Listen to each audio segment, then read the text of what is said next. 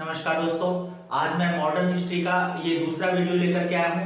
पहले वीडियो में मैं यूरोपीय कंपनियों के आगमन से संबंधित चैप्टर को प्रारंभ कर चुका हूँ। किस तरह से यूरोपियों का भारत में आगमन हुआ, क्या क्या मध्यकाल में उन्होंने मार्ग किस तरह से ढूंढे और क्या उनका फायदा था, ये सारी बातें मैं पहले वीडियो में कवर करा चुका हूँ और उसमें पूरे पुर्तगाल को अच्छे से कवर कराया है। जिन्होंने पहला वीडियो ना देखा हो वो पहला वीडियो देख लें। यदि आप पीसीएस स्तर तक कोई भी एग्जाम की तैयारी कर रहे हैं तो मेरे चैनल से जुड़ जाइए, आपको सामान्य अध्ययन या किसी भी विषय में कोई समस्या नहीं होगी।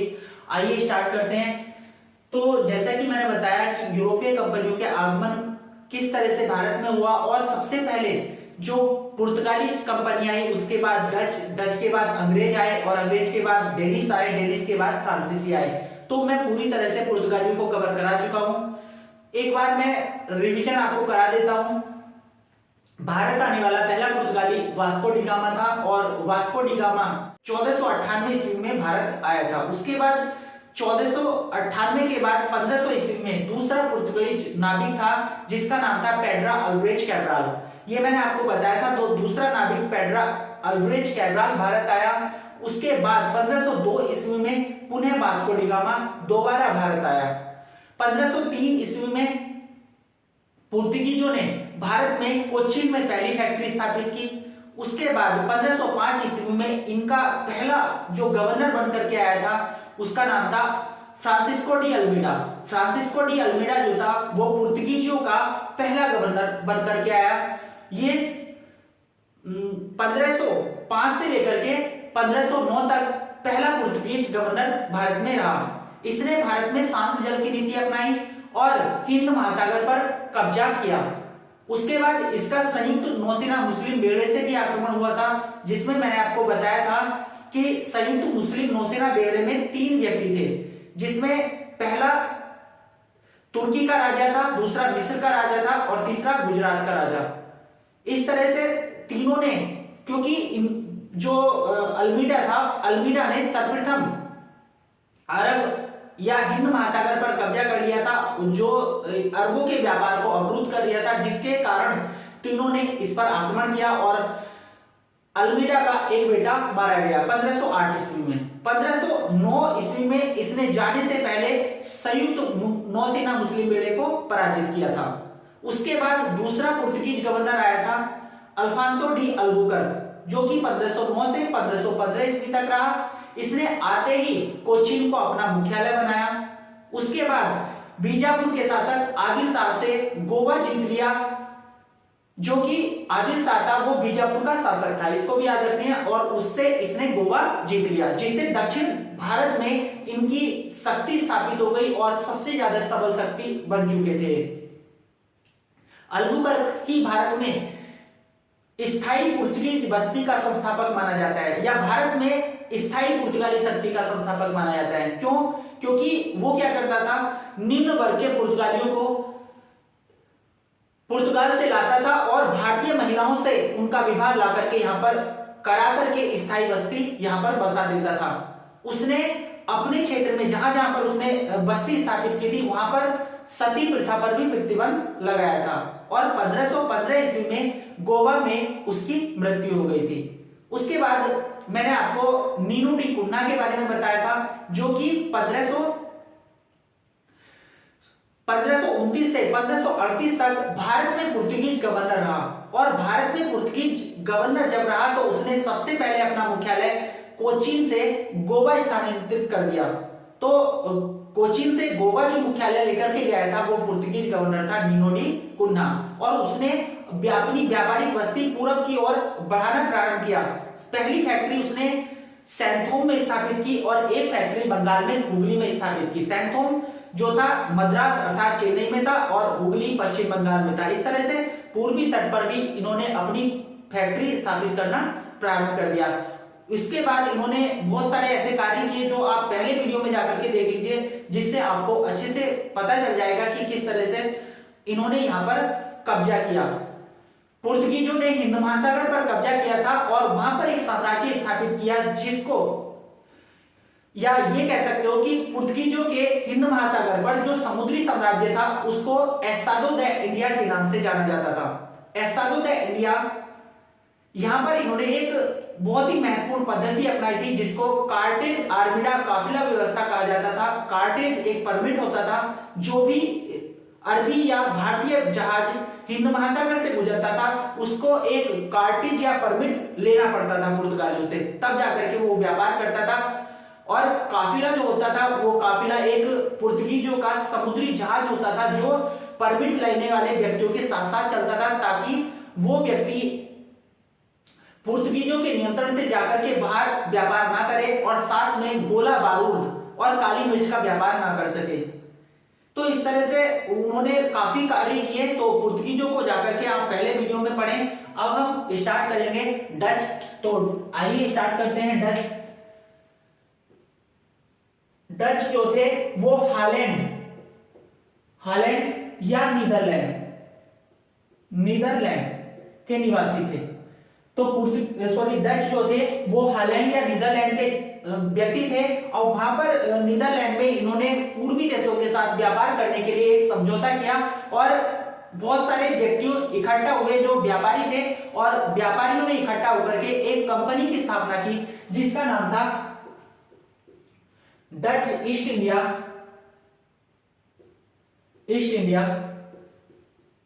कंपनी ऑफ नीदरलैंड,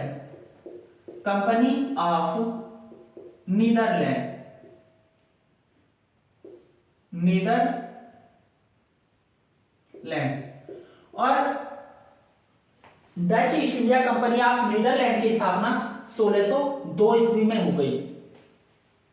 तो याद रखना डच हालैंड या नीदरलैंड के निवासी थे और इनकी जो कंपनी का नाम था वो Dutch East India Company of Netherland थी, जिन्होंने मतलब यहाँ के जो व्यापारी थे नीदरलैंड के उन्होंने ये कंपनी स्थापित की थी। अब जब ये व्यापारी इकट्ठा हुए तो इनकी जो प्रारंभिक पूंजी थी वो 65 लाख गिल्डर थी, 65 लाख गिल्डर, और इससे East India Company of Netherlands की स्थापना हुई, अर्थात Dutch East India Company of Netherlands की स्थापना हुई। अब नीदरलैंड की जो सरकार थी उसने इस कंपनी को 21 वर्षों के लिए पूर्वी देशों के साथ व्यापार करने की अनुमति दे दी। जब 21 वर्षों के लिए पूर्वी देशों के साथ व्यापार करने की अनुमति मिल गई तो इन्होंने अपनी पहली फैक्ट्री स्थापित की थी वो मसूलीपट्टनम या पट्टनम, कहीं कभी इसको याद रखना, कहीं कहीं पट्टनम है कहीं कहीं पट्टनम है। तो ये मसूलीपट्टनम जो कि आंध्र प्रदेश में है, यहां पर 1605 ईस्वी में इन्होंने अपनी पहली फैक्ट्री स्थापित की। तो डचों की पहली फैक्ट्री मसूलीपट्टनम में 1605 ईस्वी में स्थापित हुई थी। उसके बाद एक दूसरी फैक्ट्री जो कि काफी महत्वपूर्ण नहीं है, पोर्तिपोली में स्थापित हुई थी। तो याद रखना, केवल फर्स्ट को याद रखना, मसूलीपट्टनम आंध्र प्रदेश में डचों की पहली फैक्ट्री स्थापित हुई। उसके बाद एक महत्वपूर्ण फैक्ट्री 1610 ईस्वी में आंध्र प्रदेश के एक झील है जिसको हम कहते हैं पुलिकट झील। तो पुलिकट एक स्थान है 1610 ईस्वी में पुलिकट में इन्होंने एक फैक्ट्री स्थापित की जो डचों का हेडक्वार्टर बना, अर्थात मुख्यालय बना। और इसी मुख्यालय में इन्होंने अपने एक सिक्के ढालने शुरू किए जिनका नाम था पैगोडा। तो याद रखना 1610 ईस्वी में डचों ने पुलिकट में अपनी फैक्ट्री स्थापित की जिसको अपना मुख्यालय बनाया और वहां पर स्वर्ण सिक्के डाले जिनका नाम था पैगोडा। तो ये काफी महत्वपूर्ण है, यहाँ पर मुख्यालय भी है और इनके सिक्के जो स्वर्ण सिक्के थे वो इन्होंने यहाँ पर डालने प्रारंभ किए। उसके बाद आपको याद रखना है कि इन्होंने एक फैक्ट्री उत्तर भारत में भी स्थापित की थी। उत्तर भारत तो नहीं कहेंगे लेकिन काफी दक्षिण से उत्तर में था, जो सूरत में स्थापित की थी। और सूरत में 1616 में इन्होंने एक फैक्ट्री स्थापित की। उसके बाद आपको याद रखना है एक फैक्ट्री 1627 में पीपली में स्थापित की, पीपली जो कि बंगाल में है।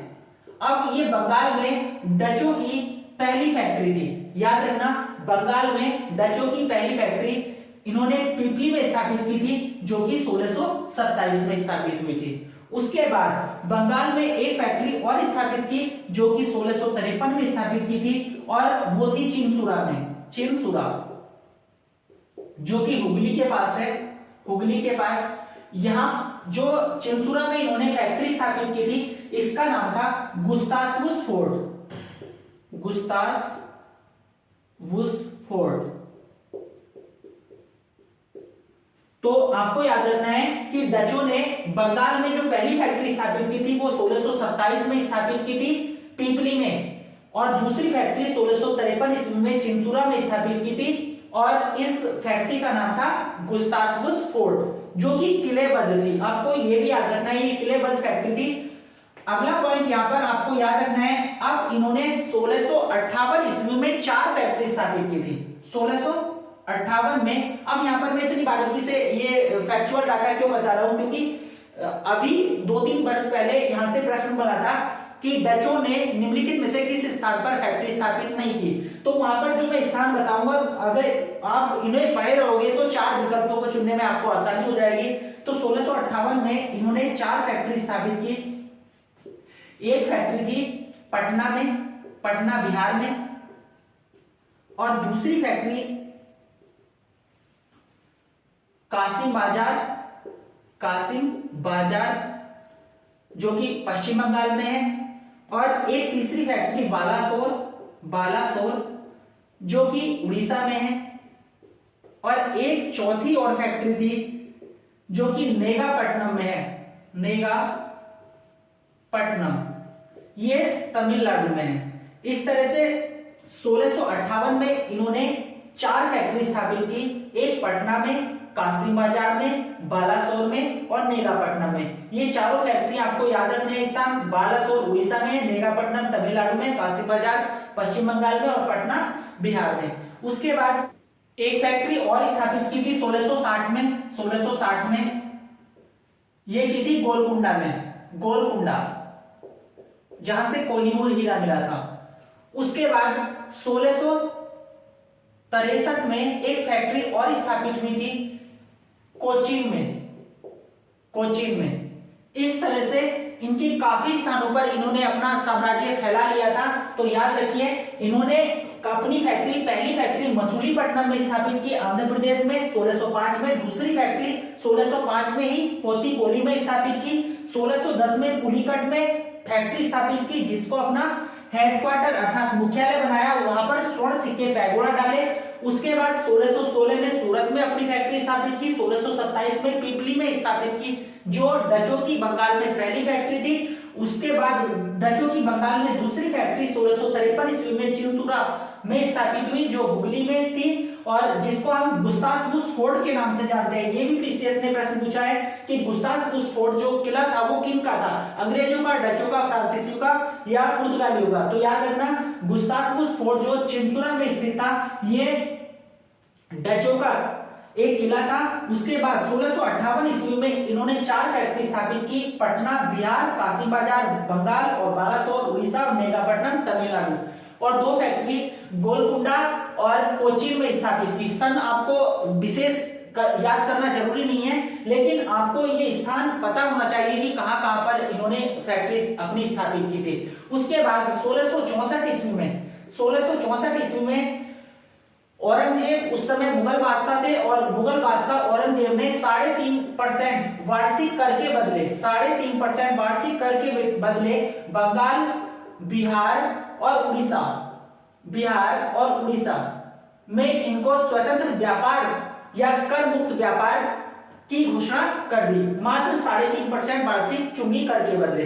तो ये सारी बातें इसमें घटित हुई। उसके बाद आगे देखते हैं।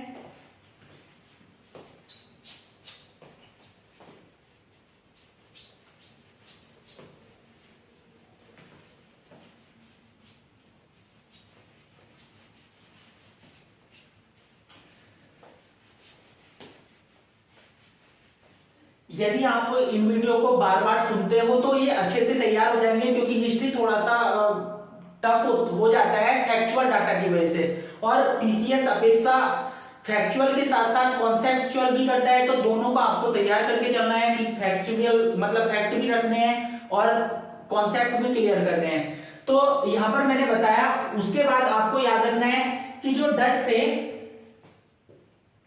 डच डचों ने मसालों के स्थान पर सूती वस्त्रों के उद्योग को बढ़ावा दिया या वस्त्रों के उद्योग को बढ़ावा दिया।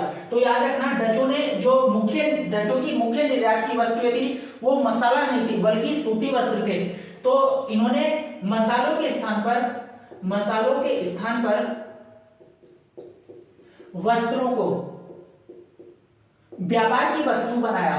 मसालों के स्थान पर वस्त्रों को व्यापार की वस्तु बनाया।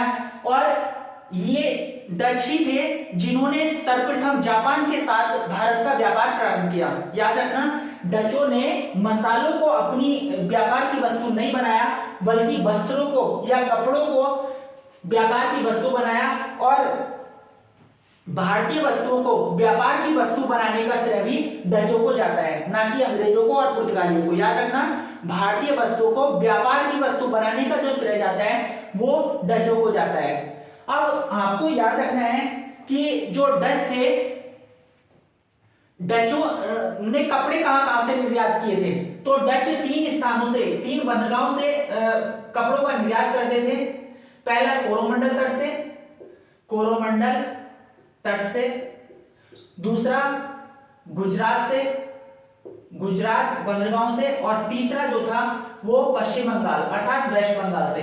तो ये तीन बातें आपको विशेष करके डचों के बारे में याद रखनी है कि इन्होंने मसालों के निर्यात पर कम महत्व दिया है, इन्होंने वस्त्रों को ज्यादा महत्व दिया है, अर्थात सबसे ज्यादा ये वस्त्रों का निर्यात करते थे। और ये कोरोमंडल तट, गुजरात और पश्चिम बंगाल से अपने वस्त्रों का निर्यात करते थे। जापान के साथ व्यापार करने का श्रेय भी सर्वप्रथम इन्हीं को जाता है और भारतीय वस्तुओं को व्यापारिक वस्तु बनाने का श्रेय भी डचों को जाता है। उसके बाद आपको याद रखना है, जो डच थे, डच कंपनी के प्रमुखों को, डच कंपनी के प्रमुख जो होते थे, इनको फैक्टर कहा जाता था। फैक्टर, याद रखना इसको, डच कंपनियों के प्रमुखों को फैक्टर कहा जाता है। अब इनका वास्तव में जो अंत हुआ वो कैसे हुआ उसको समझना है। तो इनका एक युद्ध हुआ था, बेदरा का युद्ध। बेदरा कहीं कहीं मिलेगा आपको, बेदरा, ये पश्चिम बंगाल में है।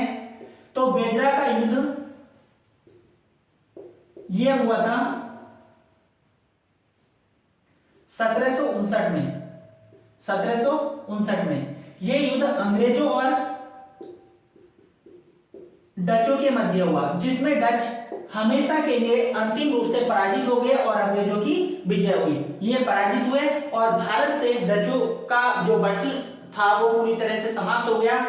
तो इसको इस तरह से आप याद रखोगे कि डचों का जो अंतिम युद्ध हुआ था, मतलब अंतिम समझो या पहला समझो, यही एक महत्वपूर्ण युद्ध है जो बेदरा का युद्ध था। बेदरा पश्चिम बंगाल में है और इस युद्ध में 1759 ईस्वी में अंग्रेजों ने डचों को अंतिम रूप से पराजित कर दिया और ये इनके क्षेत्र सीमित कर दिए गए। इसके बाद देखेंगे हम अंग्रेज।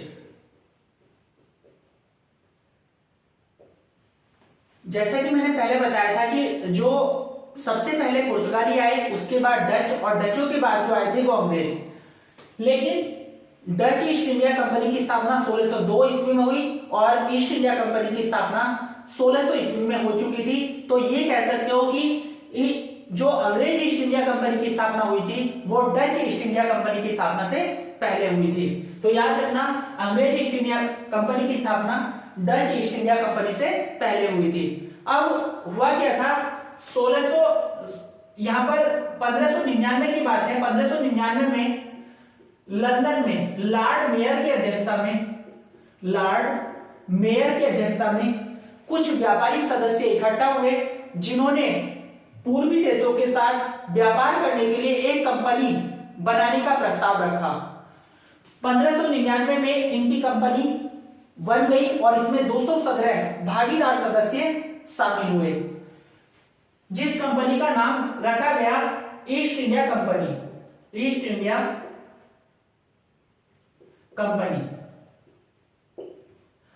इंडिया कंपनी बनकर के तैयार हो चुकी थी 1599 में, लेकिन इस पर जो इंग्लैंड की महारानी थी उसके हस्ताक्षर होने बाकी थे, क्योंकि वैधानिक स्वीकृति वहां की महारानी ही देती। तो इंग्लैंड की महारानी एलिजाबेथ प्रथम ने 31 दिसंबर 1600 ईस्वी को ईस्ट इंडिया कंपनी को वैधानिक स्वीकृति दे दी, अर्थात उस चार्टर पर या उस कंपनी के जो बना हुआ चार्टर था उस पर हस्ताक्षर कर दिए और 15 वर्षों के लिए पूर्वी देशों के साथ व्यापारिक एकाधिकार दे दिया। पूर्वी देशों के साथ व्यापारिक एकाधिकार दे दिया।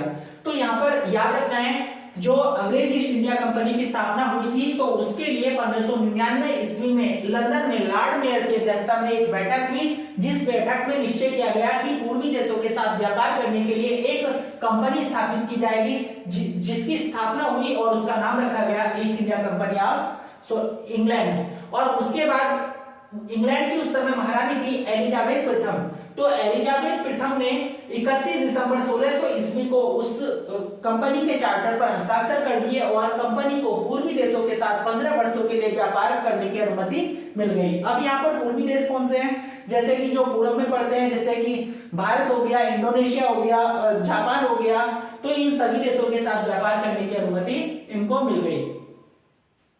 उसके बाद 1601 ईस्वी में इनका जहाज इंग्लैंड से चला और वो भारत तो आया नहीं, सबसे पहले इंडोनेशिया में एक द्वीप है जिसको बोला जाता है मसाला द्वीप। तो सर्वप्रथम 1601 ईस्वी में इनका पहला जहाज इंडोनेशिया के मसाला द्वीप पहुंचा और लगभग 5 से 6 वर्ष वहां पर इन्होंने व्यापार किया। उसके बाद 1608 ईस्वी में एक अंग्रेज जिसका नाम था कैप्टन हॉकिंस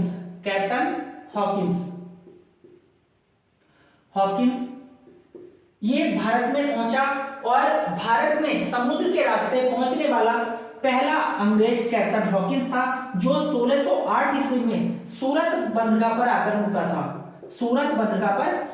रुका था। कैप्टन हॉकिंस जिस जहाज से आया था उसका नाम था हेक्टर। तो याद रखना 1608 ईस्वी में सर्वप्रथम समुद्र के रास्ते भारत आने वाला पहला अंग्रेज कैप्टन हॉकिंस था, जो हेक्टर नामक जहाज से सूरत के बंदरगाह पर आकर रुका था। जब ये सूरत के बंदरगाह पर आकर रुका तो वहां से ये इंग्लैंड के राजा उस समय जेम्स प्रथम आ चुके थे। क्यों? क्योंकि जो महारानी विक्टोरिया फर्स्ट, उसका निधन हो चुका था 1603 ईस्वी में और 1603 ईस्वी में वहां का राजा बना जेम्स प्रथम। और जेम्स प्रथम का पत्र लेकर के ये कैप्टन हॉकिंस भारत आया। लेकिन यहां पर सोचने वाली बात है कि ये जो पत्र लाया था वो अकबर के नाम लाया था और 1605 ईस्वी में ही अकबर की मृत्यु हो चुकी थी। याद रखना, क्योंकि ये 1608 ईस्वी में आया और 1603 ईस्वी में जेम्स प्रथम बना वहां का जो इंग्लैंड का सम्राट था। और ये कैप्टन हॉकिंस जेम्स प्रथम का पत्र लेकर के भारत आया, जो कि अकबर के नाम लाया था, अकबर के नाम। लेकिन अकबर की उस समय मृत्यु हो चुकी थी। तो ये भारत में पहुंचता है जहांगीर के काल में। याद रखना, जो कैप्टन हॉकिंस था वो पत्र जरूर अकबर के नाम का लाया था, लेकिन जहांगीर के काल में 1608 ईस्वी में सूरत बंदरगाह पर आकर रुका और इसने जहांगीर के दरबार में ये उपस्थित हुआ। जब ये जहांगीर के दरबार में उपस्थित हुआ तो इसने वहां पर फारसी भाषा में बात की। फारसी, ये प्रश्न तुम्हारा यूपी पीसीएस और आईएएस दोनों में पूछा जा चुका है कि जहांगीर के दरबार में उसने किस भाषा में बात की थी। तो फारसी भाषा में बात की थी। और आईएएस में यहां से प्रश्न पूछा था कि जो कैप्टन हॉकिंस था वो निम्नलिखित में से किस भाषा का अच्छा ज्ञाता था। तो वहां पर फारसी नहीं था उत्तर, वहां पर तुर्की, क्योंकि ये तुर्की बहुत अच्छे से समझता था। लेकिन जहांगीर को खुश करने के लिए उसने दरबार में फारसी बोली और जहांगीर इस बात से बहुत ज्यादा प्रश्न हुआ और प्रश्न होकर के जहांगीर ने कैप्टन हॉकिंस को 2 उपाधि दी। एक तो इंग्लिश खान और एक 400 का मनसब दिया। 400 का मनसब कुछ नहीं होता था, जैसे किसी को सम्मान में जितना अधिक मनसब दिया जाता था उतना उसका ऊंचा दर्जा हो जाता था। तो याद रखना 1608 ईस्वी में समुद्र के रास्ते भारत पहुंचने वाला पहला अंग्रेज कैप्टन हॉकिंस था, जो सर्वप्रथम हेक्टर नामक जहाज से सूरत के बंदरगाह पर आकर के रुका। वो जेम्स प्रथम का पत्र अकबर के नाम लेकर के आया था, लेकिन यहाँ पर जहांगीर का काल था, क्योंकि 1605 में अकबर की मृत्यु हो चुकी थी और 1605 से 1627 तक जहांगीर का काल है। तो जहांगीर उस समय भारत का मुगल बादशाह था। इसने भारत में आकर के फारसी भाषा में बात की, लेकिन ये जो अच्छा ज्ञाता था वो तुर्की का था, और फारसी भाषा में जब इसने बात की, इससे जहांगीर खुश हुआ और जहांगीर ने हॉकिंस को इंग्लिश खान और 400 का मनसब की उपाधि दी। अब जहांगीर जब इससे ज्यादा ही खुश हुआ तो इसने इस बात का और फायदा उठाया और कहा कि हमें सूरत में एक व्यापारिक फैक्ट्री खोलने की अनुमति दी जाए, और जहांगीर ने इसे अनुमति दे दी। प्रारंभ में इसे अनुमति दे दी, लेकिन बाद में वहां पर जो पुर्तगाली थे, अरबी थे, उन्होंने मतलब विरोध कर दिया। उनके विरोध के कारण, क्योंकि मैंने पहले पढ़ाया पहले वीडियो में, जो पुर्तगाली थे वो बहुत ज्यादा शक्तिशाली बन चुके थे समुद्र में, तो जहांगीर भी उनसे डरता था, क्योंकि वो जानता था कि यदि पुर्तगाली को निराश किया गया तो यहाँ पर ये समुद्र में हमें दिक्कत पैदा करेंगे। तो इसलिए पहले तो अनुमति दे दी इसने, लेकिन बाद में अनुमति को रद्द कर दिया गया। तो याद रखना कि कैप्टन हॉकिंस ने जहांगीर से 1608 ईस्वी में एक फैक्ट्री खोलने की अनुमति मांगी थी सूरत में। प्रारंभ में अनुमति मिली और बाद में अनुमति रद्द कर दी गई, क्योंकि वहां पर अरबी और पुर्तगीजों के द्वारा विरोध किया गया था, इन व्यापारियों के द्वारा। जब इनके द्वारा विरोध किया गया, अब उसके बाद इन्हें उत्तर भारत में या सूरत में कहीं फैक्ट्री खोलने की अनुमति नहीं मिली, तो इन्होंने दक्षिण भारत में मसूलीपट्टनम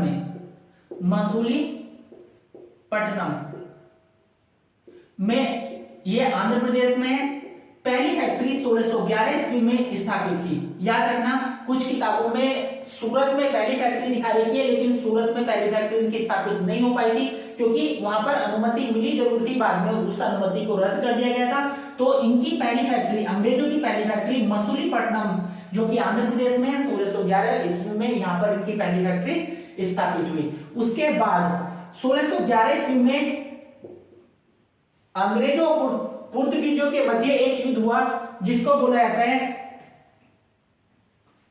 स्वाली का युद्ध। याद रखना, स्वाली का युद्ध।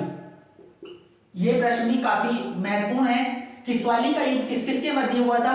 तो ये 1611 ईस्वी में अंग्रेजों और पुर्तगीजों के मध्य हुआ था, अंग्रेजों और पुर्तगीजों के मध्य हुआ था, जिसमें अंग्रेज मिडल्टन ने, कैप्टन था इसमें, कैप्टन मिडल्टन ने पुर्तगीजों को बुरी तरह पराजित किया और इसमें अंग्रेज विजय हुए। जब यहां पर अंग्रेज विजय हुए तो इस बात का पता चला जहांगीर को। जहांगीर काफी खुश हुआ कि हिंद महासागर में या अरब सागर में अंग्रेज जो है पुर्तगीजों से भी अधिक शक्तिशाली हैं, जिन्होंने पुर्तगीजों को पराजित कर दिया। तो इस कारण से 1613 ईस्वी में अंग्रेजों को जहांगीर ने सूरत में एक फैक्ट्री खोलने की इजाजत दे दी। तो अंग्रेजों की पहली फैक्ट्री सूरत में जो स्थापित हुई थी वो 1613 ईस्वी में स्थापित हुई थी। तो इस बात को आपको याद रखना है। तो स्पष्ट हो गया होगा आपका कि 1608 ईस्वी में कैप्टन हॉकिंस ने जब पहली बार जहांगीर से अनुमति मांगी थी सूरत में, तो वहां पर अनुमति प्रारंभ में मिली, लेकिन बाद में पुर्तगीजों और अरबी व्यापारियों के कारण उसका विरोध होने के कारण वहां पर अनुमति रद्द कर दी गई। तो इन्होंने दक्षिण भारत में जाकर के मसूलीपट्टनम आंध्र प्रदेश में पहली फैक्ट्री स्थापित की। उसके बाद स्वाली के युद्ध में अंग्रेजों ने, जो अंग्रेज कैप्टन मिडल्टन था, उसने पुर्तगीजों को बुरी तरह पराजित किया, जिसके कारण जहांगीर को जब ये पता चला कि एक इनसे भी अधिक शक्ति, मतलब पुर्तगीजों से भी अधिक शक्तिशाली व्यक्ति हैं, तो उन्हें एक फैक्ट्री खोलने की अनुमति सूरत में मिल गई और 1613 ईस्वी में अंग्रेजों की पहली फैक्ट्री सूरत में स्थापित हुई, जो कि ये कह सकते हो कि अंग्रेजों की तो दूसरी थी, लेकिन सूरत में पहली थी, क्योंकि पहली फैक्ट्री यहां पर इनकी मसूलीपट्टनम में स्थापित हो चुकी थी। उसके बाद एक व्यक्ति और आता है, ये तो पहला व्यक्ति था जहांगीर के दरबार में आने वाला पहला अंग्रेज, कैप्टन हॉकिंस। एक दूसरा अंग्रेज आता है,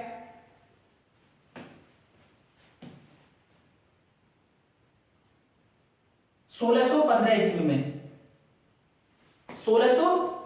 ईस्वी में, जिसका नाम था सर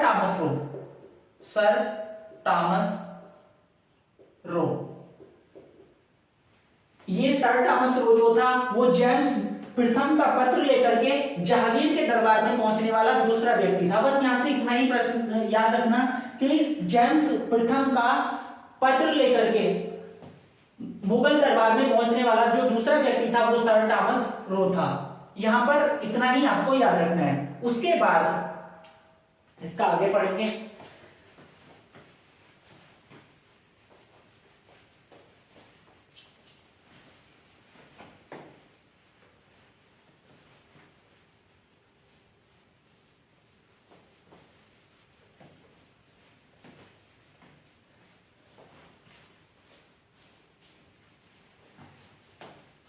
यदि वास्तव में आपको पढ़ना है तो ये मत देखिए कि डिजिटल बोर्ड है, बस आपको यदि समझ में आ रहा है तो इसको कंटिन्यू आप पढ़ते जाइए, आपको मतलब ज्यादा दिक्कत नहीं होगी और मैं हिस्ट्री को आपको बहुत अच्छे से कवर करा दूंगा।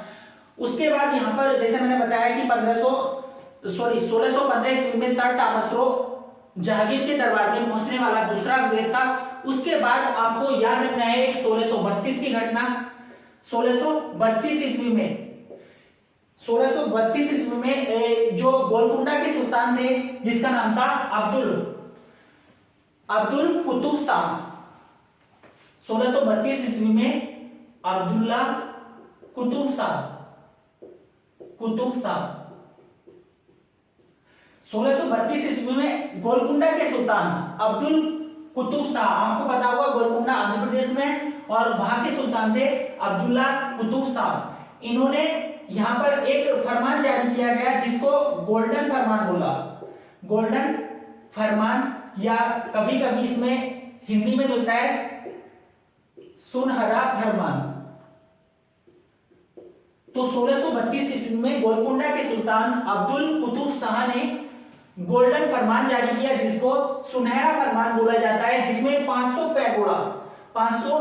पैगोड़ा वार्षिक कर के बदले गोलकुंडा के सभी बंदरगाहों को निशुल्क व्यापार के लिए खोल दिया और पूरे गोलकुंडा क्षेत्र पर अब ये निशुल्क व्यापार कर सकते थे अंग्रेज। तो ये काफी महत्वपूर्ण फरमान था इनके लिए, और ये इससे गोल्डन क्यों कहा जाता है कि पूरे गोलकुंडा में अब ये स्वतंत्र व्यापार करेंगे, इन्हें टैक्स नहीं चुकाना पड़ेगा।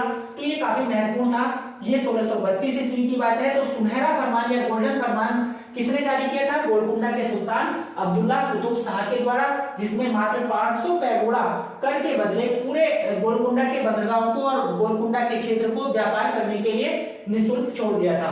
उसके बाद 1639 ईस्वी में एक व्यक्ति था जिसका नाम था फ्रांसिस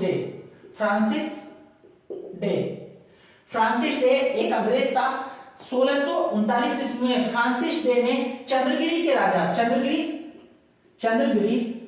के राजा से मद्रास, जिसे आज चेन्नई कहते हैं, मद्रास को किराए पर ले लिया और यहां पर मद्रास को विस्तृत रूप से बढ़ाया और यहां पर एक फैक्ट्री स्थापित की जिसको बोला जाता है फोर्ट सेंट जॉर्ज। तो फोर्ट सेंट जॉर्ज अंग्रेजों की फैक्ट्री थी जो कि मद्रास में थी। और ये फ्रांसिस डे, पूछा जाता है कि 1639 ईस्वी में यहां पर क्या किया गया? फ्रांसिस डे, एक अंग्रेज फ्रांसिस डे के द्वारा चंद्रगिरी के राजा से मद्रास को किराए पर ले लिया। मद्रास उस समय गांव हुआ करता था और वहां पर बड़े स्तर पर इन्होंने एक फैक्ट्री डाली जो फोर्ट सेंट जॉर्ज के नाम से प्रसिद्ध हुई, क्योंकि यह जो फैक्ट्री थी एक किलेबद्ध फैक्ट्री थी। मतलब ये पूरी तरह से किला इसके चारों ओर बना दिया गया था, एक मजबूत फैक्ट्री थी। यदि कोई इस पर आक्रमण करता तो यहाँ पर अंग्रेज पराजित होने वाले नहीं थे। तो ये काफी महत्वपूर्ण थी। 1639 में फ्रांसिस डे द्वारा बनाया गया फोर्ट सेंट जॉर्ज। तो इसको आपको याद रखना है, ये काफी महत्वपूर्ण होगा। उसके बाद एक बात और याद रखनी है, 1630 ईस्वी में एक संधि हुई थी, मैड्रिड की संधि। जो मैड्रिड है ये स्पेन की राजधानी है और स्पेन की राजधानी मैड्रिड में 1630 ईस्वी में अंग्रेजों और पुर्तगालियों के मध्य एक संधि हुई, मैड्रिड की संधि, जिसमें अंग्रेज और पुर्तगाली मित्रवत हो गए, अर्थात इसमें मित्रता का संबंध स्थापित हो गया। तो याद रखना 1632 इसमें गोल्डन फरमान, सुनहरा फरमान, जो कि गोलकुंडा के सुल्तान अब्दुल्ला कुतुब शाह के द्वारा जारी किया गया था। 1639 ईस्वी में फ्रांसिस डे ने चंद्रगिरी के राजा से मद्रास पट्टे पर ले लिया और वहां पर एक फैक्ट्री स्थापित की, फोर्ट सेंट जॉर्ज, जो कि पूर्ण रूप से किलेबंद थी। उसके बाद 1630 ईस्वी में याद रखना है कि एक संधि हुई थी, मैड्रिड की संधि, ये अंग्रेजों और पुर्तगीजों के मध्य हुई थी 1630 में। अब इसमें अंग्रेजों और पुर्तगीजों के मध्य मित्रवत संबंध हो गए और यहां से इन्होंने युद्ध न करने का निर्णय लिया। उसके बाद 1630 में तो इनकी मित्रता हो चुकी थी। फिर 1661 ईस्वी में याद रखना, 1661 ईस्वी में पुर्तगाल की एक राजकुमारी थी कैथरीन, पुर्तगाल की राजकुमारी कैथरीन, ये पुर्तगीज राजकुमारी थी। इसका विवाह इंग्लैंड के राजा चार्ल्स द्वितीय से हुआ। अब चार्ल्स द्वितीय से इसका विवाह हुआ, इन दोनों का विवाह। तो उस समय मुंबई जो था वो पुर्तगीजों के कब्जे में आता था। अब इसमें पुर्तगीजों ने मुंबई चार्ल्स द्वितीय को दे दिया दहेज के रूप में। मुंबई मतलब यहां पर व्यापार करने आए थे और मुंबई पर कब्जा कर लिया पुर्तगीजों ने, और बाद में चार्ल्स द्वितीय को विवाह के रूप में, दहेज के रूप में, मतलब विवाह किया तो दहेज के रूप में मुंबई को दे दिया। तो इस तरह से मुंबई अंग्रेजों पर पहुंच गया। अब ये 1661 की बात है, 1661 में मुंबई चार्ल्स द्वितीय की संपत्ति में गिना जाने लगा। अब उसके बाद 1668 ईस्वी में चार्ल्स द्वितीय ने मुंबई को ईस्ट इंडिया कंपनी को दे दिया, ईस्ट इंडिया कंपनी को दे दिया। अब जब ईस्ट इंडिया कंपनी पर पहुंच गया, अब याद रखना है क्योंकि मैंने बताया कि 1630 ईस्वी में मैड्रिड की संधि हुई जो अंग्रेजों और पुर्तगीजों के मध्य हुई थी।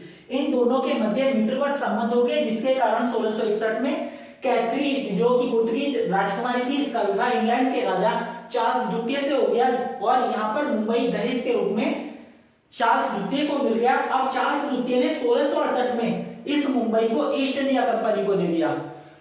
ये यहाँ पर 10 पौंड वार्षिक किराए के रूप में, यहाँ पर जो चार्ल्स द्वितीय था इंग्लैंड का सम्राट, वो कंपनी से, क्योंकि कंपनी जो थी वो एक प्राइवेट कंपनी थी, तो प्राइवेट कंपनी होने की वजह से अब कंपनी को दे दिया गया मुंबई। अब ये यहाँ से टैक्स वसूलेंगे और चार्ल्स द्वितीय को 10 पौंड वार्षिक के रूप में चुकाएंगे।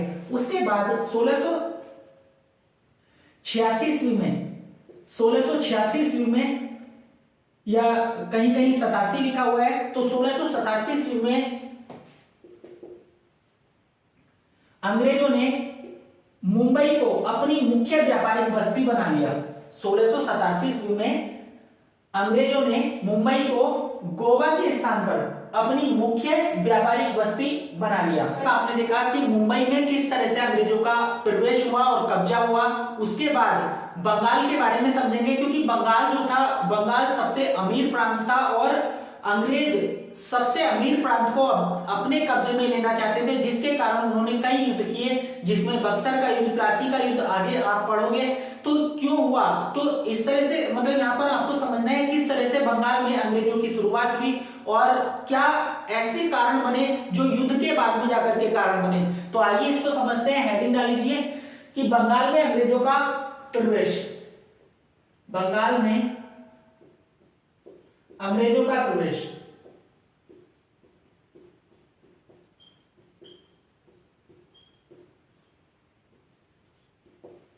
बंगाल में अंग्रेजों की पहली फैक्ट्री 1651 ईस्वी में लगी थी। 1651 ईस्वी में हुगली में लगी थी।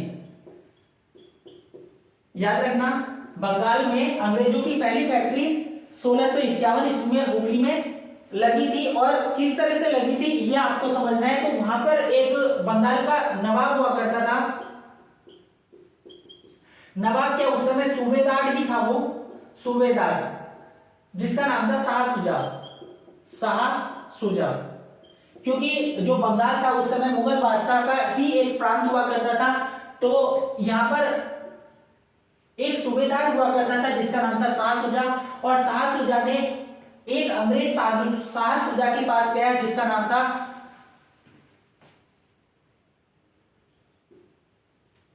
जेवरियन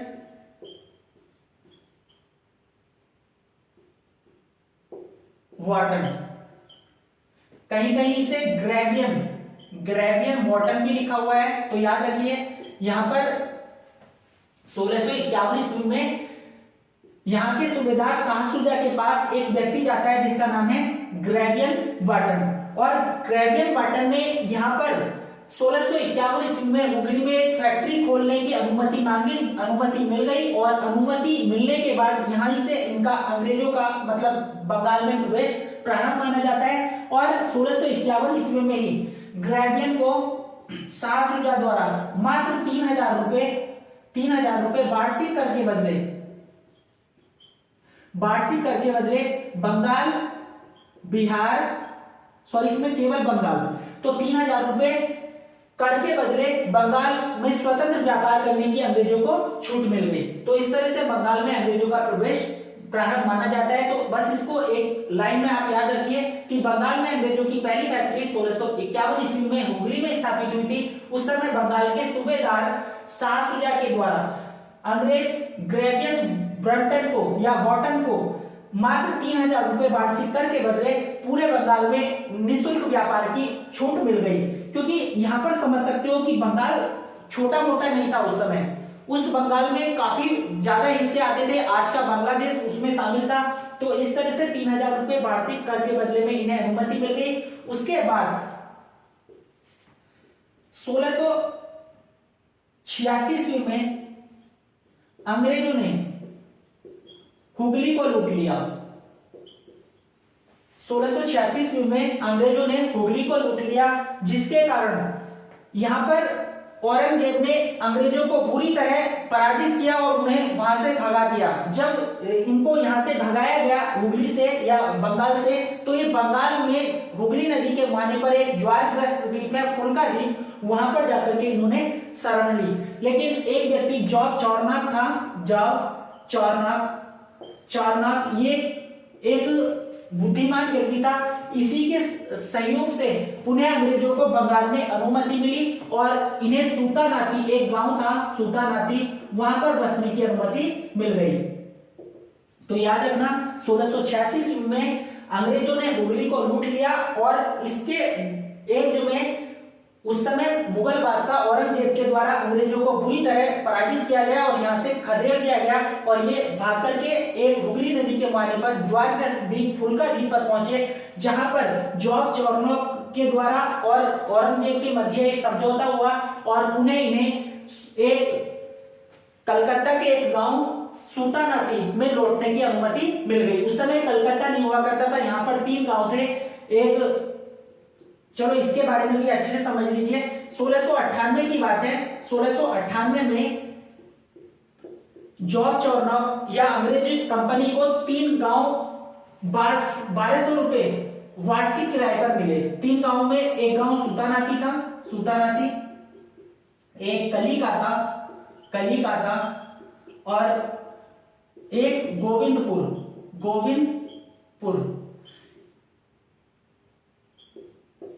तो ये 3 गांव जॉब चौरनौक ने लिए। उस समय जॉब चौरनौक ही उसमें प्रधान था। तो ये 1698 की बात है। 1698 में कंपनी को 1200 रुपए वार्षिक कर के बदले 3 गांव सूतानाती, कालीकाता और गोविंदपुर, ये तीनों गांव कंपनी को मिल गए, जहां पर जॉब चौरनौक के द्वारा कलकत्ता बसाया गया। इन तीनों गांवों को मिलाकर के कलकत्ता बसाया गया। तो याद रखना कलकत्ता जो बना था वो 3 गांवों को मिलाकर के बना और उसके बाद इसका विस्तार होता रहा और आज बहुत बड़ा शहर बन चुका है। तो जॉब चौरनौक का जो संस्थापक था वो कलकत्ता का जो संस्थापक था वो जॉब चौरनौक था, जिसने 1698 ईस्वी में सूतानाती, कालीकाता और गोविंदपुरा तीनों को मिलाकर के यहाँ पर कलकत्ता की स्थापना की। इसके बाद 1699 में कलकत्ता में एक किलेबंद फैक्ट्री स्थापित की गई इनकी, जिसका नाम था फोर्ट विलियम जो कोठी थी वो इंग्लैंड के उस समय राजा थे विलियम तृतीय, और विलियम तृतीय के सम्मान में इसका नाम फोर्ट विलियम पड़ा, जो कि 1700 ईस्वी से अंग्रेजों का मुख्यालय बना, हेडक्वार्टर बना। तो याद रखना इसमें किस तरह से कलकत्ता की स्थापना हुई। तो याद रखना यहाँ पर 1686 ईस्वी में अंग्रेजों ने हुगली को लूट लिया और लूटने के बाद जब यहाँ पर औरंगजेब के द्वारा इनको भगाया गया तो जॉर्ज चौरनॉफ के समझौते के बाद इसको सुल्तानाती में पुनः जगह मिली और 1698 ईस्वी में इन्होंने 1200 रुपए मतलब वार्षिक के बदले 3 गांव लिए, सुल्तानाती, कालीकाता और गोविंदपुरा, जिन तीनों गांवों को मिलाकर के जॉर्ज चौरनॉफ के द्वारा कलकत्ता बसाया गया। और इसी कलकत्ता में 1699 ईस्वी में फोर्ट विलियम की स्थापना की गई, जो इंग्लैंड के राजा फोर्ट मतलब विलियम तृतीय के समान में रखा गया था जिसका नाम, और 1700 ईस्वी में इसको मुख्यालय बनाया गया। तो इस तरह से यहाँ पर बंगाल में अंग्रेजों का प्रवेश प्रारंभ हुआ। उसके बाद आपको एक बात और याद रखनी है जो कि काफी महत्वपूर्ण है। एक मिशन आया था भारत में, जॉन शरमन मिशन, हेडिंग डाल लीजिए इसको, जॉन शरमन मिशन। यहां से भी कई बार प्रश्न पूछे गए हैं। जॉन शरमन मिशन ये 1717 में आया भारत में, 1717 में। इस समय मुगल बादशाह था फर्रुखशियर। ये बाद में पढ़ाऊंगा मैं, जब उत्तरवर्ती मुगल शासक पढ़ाऊंगा तो फर्रुखशियर जो आया था, मतलब फर्रुखशियर के काल में जॉन शरमन मिशन आया। अब जॉन शरमन मिशन वास्तव में क्या था कि यहाँ पर जॉन शरमन एक दल का नेता बनकर के आया, जिसमें बहुत सारे व्यक्ति आए। तो उसमें एक 3 व्यक्तियों के नाम आप समझ सकते हो। एक सैहुद, पूरा नाम था ख्वाजा सैहुद, और एक हैमिल्टन, ये डॉक्टर था। और जो ख्वाजा सैहुद था वो दुभाषिया अर्थात ट्रांसलेटर बोल सकते हो। और एक हैमिल्टन आया, हैमिल्टन जो था वो डॉक्टर था, सर्जन। जब जॉन शरमन भारत में अपने दल को लेकर के आया तो उस समय जो फर्रुखशियर था वो एक गंभीर फोड़े की बीमारी से पीड़ित था। तो इसके पीछे मतलब एक फोड़ा था और उस फोड़े से बहुत ज्यादा ये पीड़ित था।